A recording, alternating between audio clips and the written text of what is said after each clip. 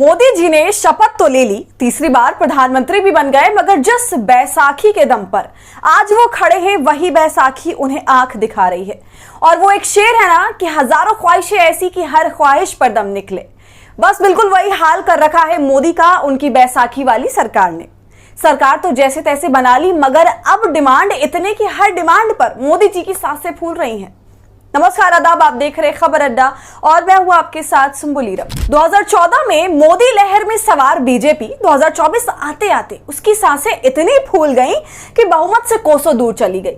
इतना दूर कि गठबंधन के दो अहम सहयोगी चंद्रबाबू नायडू और नीतीश कुमार की पार्टी के बिना यह सरकार चल ही नहीं सकती। और अब एक बहुत जरूरी सवाल ये खड़ा हो रहा है कि 36 पार्टियों को मिलाकर बनी एनडीए को, जिसे लेकर संसदीय दल की बैठक में मीठी मीठी बातें की गई, जमीन पर क्या उस एनडीए को मोदी जी संभाल पाएंगे?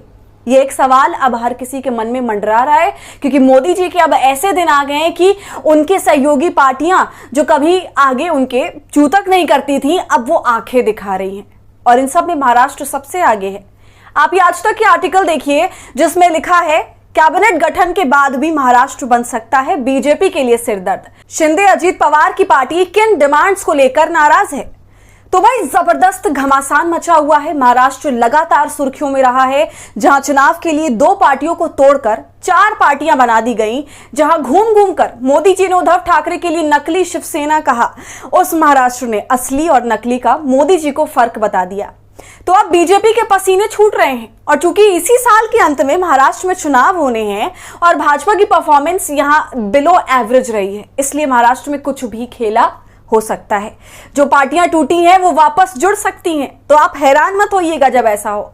अजीत पवार हो या फिर एकनाथ शिंदे, दोनों को ही मंत्रालय चाहिए और मोदी जी ये देने में असफल साबित हो रहे हैं। और इसी उठापटक के बीच अजीत पवार ने अपने चाचा के लिए मीठे बोल बोले हैं और उन्हें धन्यवाद किया है।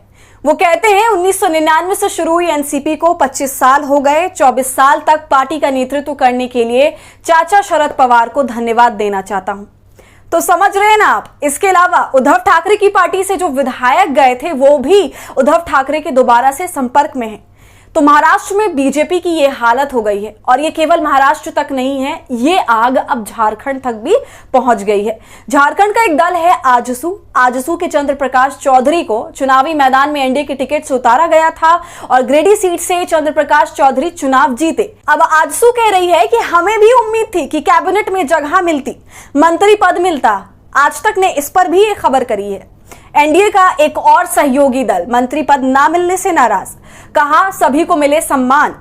तो अब मंत्रालय मछली मार्केट जैसा हो गया है। सभी पार्टियों को अपना रिप्रेजेंटेशन चाहिए कैबिनेट में और मोदी जी इसमें असफल साबित हो रहे हैं।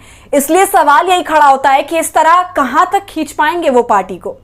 तो आपका इस पूरे मुद्दे पर क्या कहना है, हमसे कमेंट सेक्शन में जरूर बताइए। वीडियो पसंद आने पर इसे लाइक और शेयर करें और हमारे चैनल खबर अड्डा को यूट्यूब पर सब्सक्राइब कर लीजिए।